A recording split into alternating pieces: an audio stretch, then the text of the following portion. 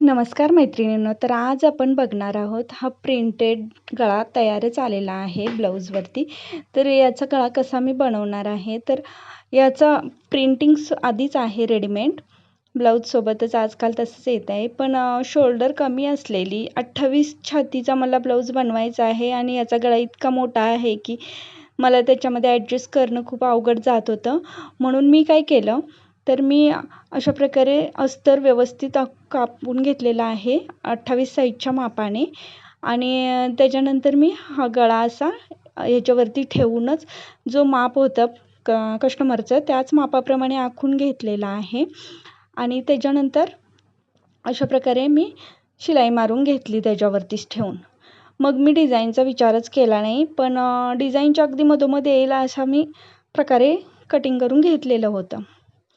आणि हा गळा आखल्यानंतर मी पहिल्यांदा चेक करून घेतलं की डिझाईन अगदी बरोबर मापात आले की नाही हे चेक करून घेतलं आणि नंतरच मग मधला भाग मी कटिंग करून घेतला आणि त्याच्यानंतर मी कट्स मारले छोटे छोटे आणि गळा परतवून घेतला आणि गळ्याचं लूक कसं होतं ते पहिल्यांदा पाहून घेतलं.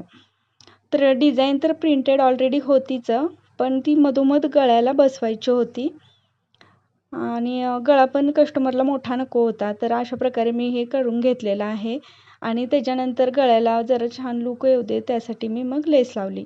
तर त्यानंतर मी पहिल्यांदा काय केलं, सगळ्या साईडच्या शिलाई मारून घेतल्या. तुम्ही हवं तर पिना लावून घेऊ शकता. कॉटन टाईप कपडा होता, हा पैठणीवरचा ब्लाऊज आहे म्हणून मी पटकन अशा प्रकारे सर्व बाजूंनी शिलाया मारून घेतल्या, कारण कापड कुठेही सरकलं नाही. त्यानंतर ह्या शिलाया मारून झाल्यानंतर मी गळ्याचं लूक बघितलं. अगदी साधा सिंपल गळा आहे हा राऊंड नेक, पण कस्टमरच्या मापानुसार रेडीमेड गळा बसवणं खूप अवघड होतं, म्हणून मी हा व्हिडिओ तुमच्याबरोबर शेअर करत आहे. तर व्हिडिओ आवडला असेल तर प्लीज लाईक शेअर करा आणि सबस्क्राईब पण करू शकता तुम्ही आणि तुम्हाला काही वाटल्यास कमेंट करून विचारू शकता. तर अशा प्रकारे मी साईडचं पूर्ण कट करून टाकलेलं आहे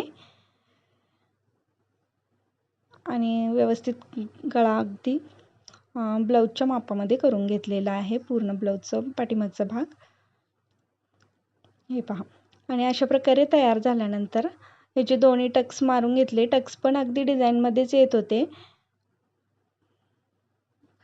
पण त्याला आता नाईलाज नव्हता म्हटलं आणि मी टक्स मारून घेतले. हे पहा, म्हणजे खालचे जे मोर आहेत त्याचे पिसारे त्या डिझाईनचे टक्समध्ये जात होते. जर मोठ्या साईजचा ब्लाऊज असला असता तर डिझाईन व्यवस्थित बसवता आली असती. तर अशा प्रकारे हे मी मारून घेतले आणि त्याला खाली कमरपट्टी लावून घेतली.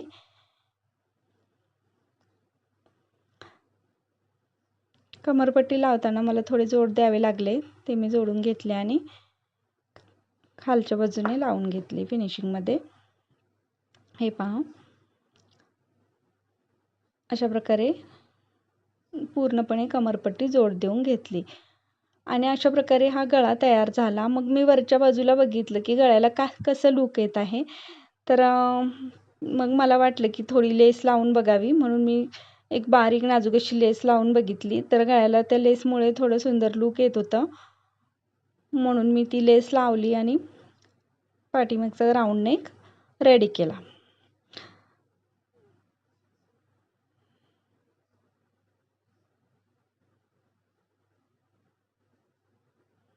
तर अशा प्रकारे हा पाठीमागचा सिंपल साधा राऊंड नेक नवीन शिकणाऱ्यांसाठी खूप सोप्या पद्धतीने मी दाखवण्याचा प्रयत्न केला आहे. तर तुम्हाला हा गळा आणि ब्लाऊज शिवताना कसा वाटला ते मला कमेंट करून नक्की कळवा आणि व्हिडिओ आवडल्यास माझ्या चॅनलला सबस्क्राईब करा आणि व्हिडिओ